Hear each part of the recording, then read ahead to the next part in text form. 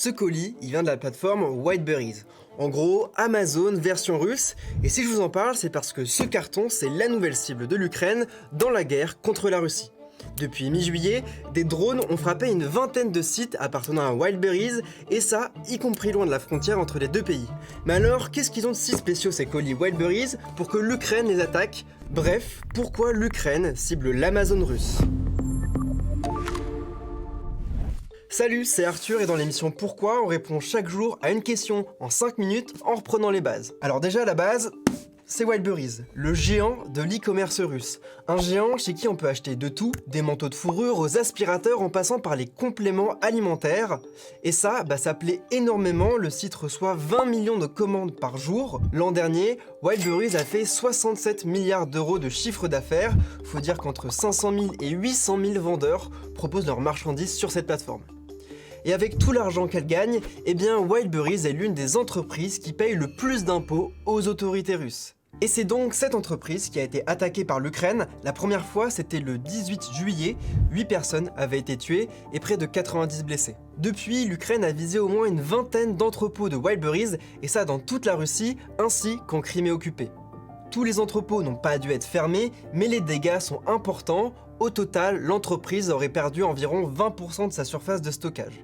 Les réparations des entrepôts pourraient coûter à Wildberries entre 210 et 380 millions d'euros. Clairement, c'est massif, mais alors pourquoi l'Ukraine frappe autant Wildberries ?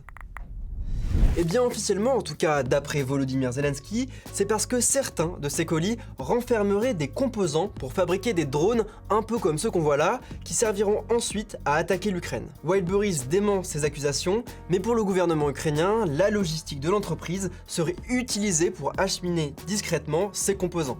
Ok, mais au vu de l'étendue des dégâts, au-delà de ces composants, est-ce que l'Ukraine n'aurait pas un autre objectif derrière? Eh bien si, et c'est la société russe dans son ensemble.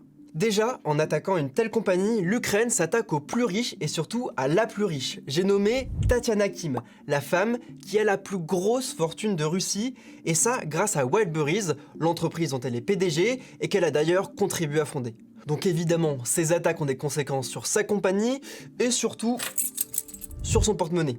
Et puis, comme Amazon, Wildberries est un marketplace où des millions de consommateurs russes achètent des marchandises à des centaines de milliers de vendeurs, pour la plupart russes. Avec ces attaques, eh bien, beaucoup ont perdu leurs marchandises. Au total, les pertes des vendeurs s'élèveraient à des sommes comprises entre 800 millions et plus de 2 milliards d'euros.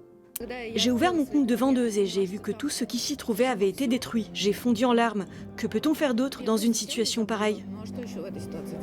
En fait, en frappant les entrepôts de Wildberries, l'Ukraine veut faire comprendre à tous les Russes, qu'ils soient riches ou moins riches, qu'ils soient loin ou non des combats, qu'ils sont concernés par cette guerre lancée par Vladimir Poutine.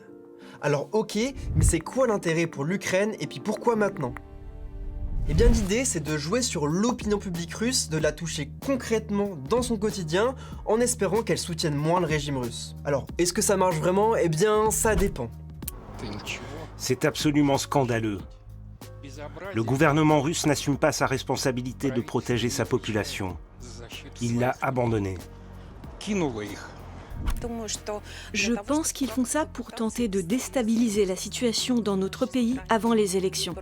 Et oui, elle a pas totalement tort, pour ce qui est du timing en tout cas. En septembre, effectivement, les Russes vont élire leurs députés qui siégeront à la Douma, l'équivalent de notre Assemblée nationale, mais en moins démocratique. Bon, alors est-ce que ça va vraiment avoir un impact?